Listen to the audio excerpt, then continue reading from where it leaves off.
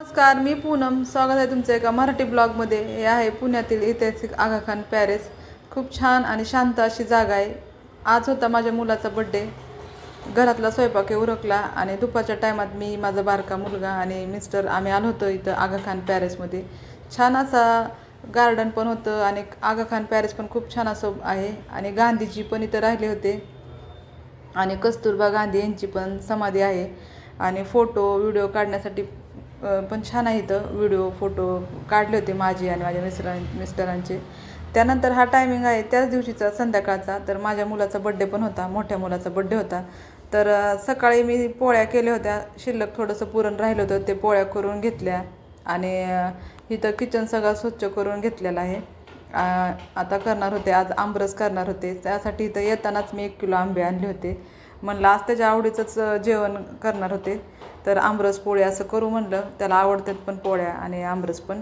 त्यामुळे इथं मी आमरस पोळ्या अशा करण्यासाठी घेतल्या होत्या. आणि इथं पहिलं तर स्वच्छ आंबे असे धुवून घेतलेले आहेत.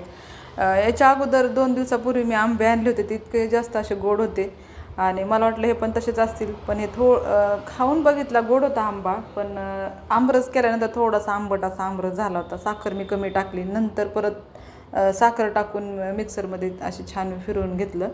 आधी मला वाटलं गोड असतील म्हणून थोडीच साखर टाकली होती.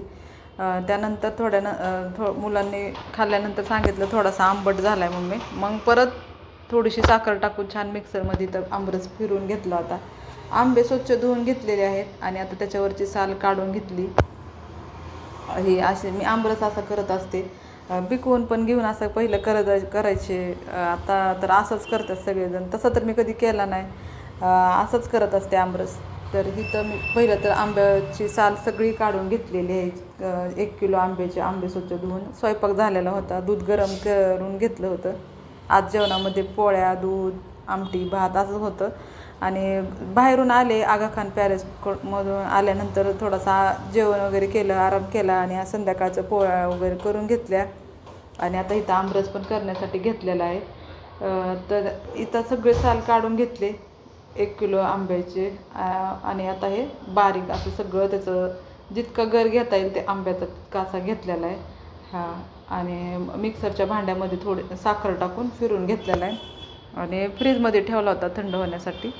थोडंसं थंडच पाणी टाकलं होतं आमरस करताना. आणि असा एवढा गर निघला होता 1 किलो आंब्यांचा. आणि साखर मी कमी टाकली. ह्याच्या अगोदर आंबे आणले होते, थोडेसे जास्त गोड होते, त्यामुळे मला वाटलं हे पण असेच असतील. त्यामुळे मी साखर इथं कमी वापरली होती. आणि पाणी जास्त टाकलं नाही, थोडंसंच एकदम म्हणजे नव्हतं, जास्तच नाही, थोडंसंच पाणी टाकलं होतं. आणि छान असा इथं आमरस पण करून घेतला होता. आणि बाहेर पण जायचं होतं. मिस्टर म्हणले होते केक पण घेऊन यायचा होता मुलाचा. माझ्या मोठ्या मुलाचा बड्डे होता आज. आणि ब्लॉग पण लेटच एडिटिंग करायला घेतला आणि आता अपलोड पण जरा लेटच होणार आहे. ॲनिव्हर्सरीचा पण छोटासा ब्लॉग केला आहे. 1 दिवसानंतरच आमची ॲनिव्हर्सरी पण होती, त्याचा पण छोटासा ब्लॉग केला होता. ते पण शेअर करणार आहे, ह्याच ब्लॉगमध्ये करणार आहे. 23 तारखेला बड्डे होता आणि 25 तारखेला ॲनिव्हर्सरी होती. छान इथं असा आमरस पण करून घेतला होता आणि फ्रीजमध्ये ठेवला. त्यानंतर मी मुलाचा बड्डे झाला, बड्डे वगैरे केला. हा वार आहे सोमवारचा, 25 तारीख. तर छान मी अशी इथं तयार झाले होते. आज आहे आमच्या लग्नाची ॲनिव्हर्सरी.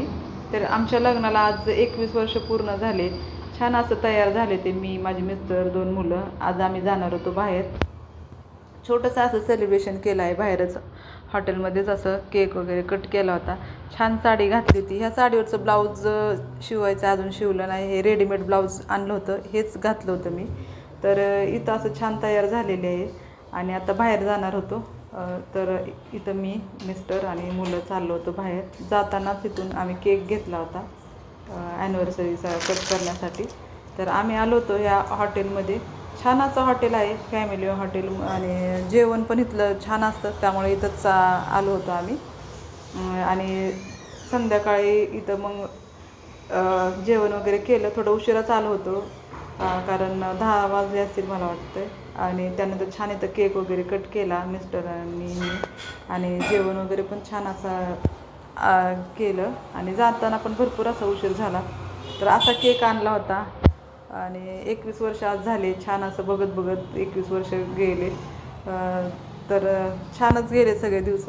आणि असं जेवण वगैरे इथं केलं, चिकनची भाजी, बिर्याणी आणि असं रोटी मागवली होती. आणि 12 वाजले घरी जाताना.